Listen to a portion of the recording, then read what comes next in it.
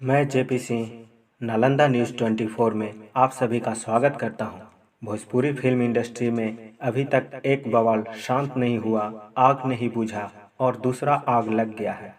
Bhojpuri film industry ही एक ऐसी इकलौती इंडस्ट्री है जहां हर रोज़ हर समय एक नया बवाल खड़ा होता है। आज जो आग लगी है इंडस्ट्री में, वह कोई छोटा सिंगर किसी बड़े सिंगर पर गाना नहीं गाया, कोई छोटा सिंगर बड़े सिंगर को गाली गलौज नहीं किया, कोई बड़ा सिंगर छोटे सिंगर को जान से मारने की धमकी नहीं दिया, बल्कि आज जो आग लगी है दो बड़े सुपरस्टारों के बीच लगी है। भोजपुरी सुपरस्टार सिंगर राकेश मिश्रा जी का वेब म्यूजिक कंपनी से एक गाना रिलीज हुआ था। उस गाने का नाम पुदीना है, जिसका सिंगर राकेश मिश्रा जी और शिल्पी राज जी हैं। इस गाने का 3 मिलियन व्यूज पार करने पर राकेश मिश्रा अपने फेसबुक पेज पर एक नया पोस्टर रिलीज किया, पुदीना का।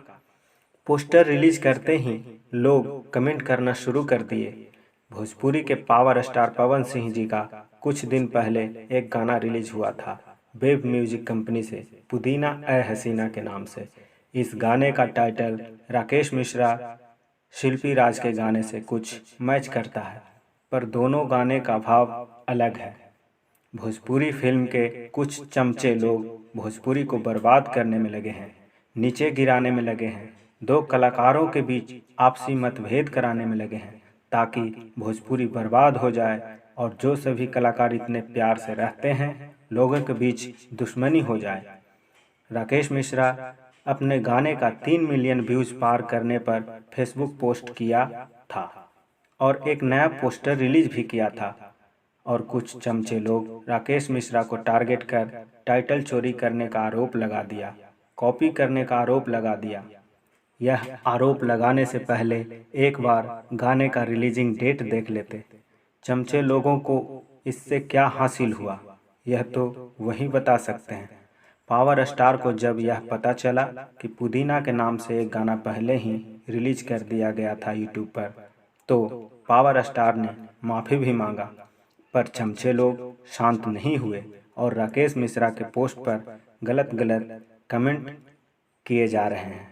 यह सब उस समय से शुरू हुआ जब राकेश मिश्रा अश्लील गाने के खिलाफ एक वीडियो पोस्ट किया था अपने फेसबुक पेज पर, और उस वीडियो में यह कहा था कि कोई जात पात और किसी के नाम पर कोई भी गाना नहीं निकालेगा, चाहे वह स्टार सिंगर हो या फिर छोटे कलाकार। इससे हमारा भोजपुरी साफ सुथरा होगा और लोग ज़्यादा पसंद करेंगे। पर यह बात उन लोगों को समझ में नहीं आया और ना ही चाहते थे कि भोजपुरी साफ सुथरा हो और न ही जात पात और किसी के नाम पर गाना निकले। आपको अगर यह वीडियो अच्छा लगे, हमारे चैनल को सब्सक्राइब करें और शेयर करें, अपना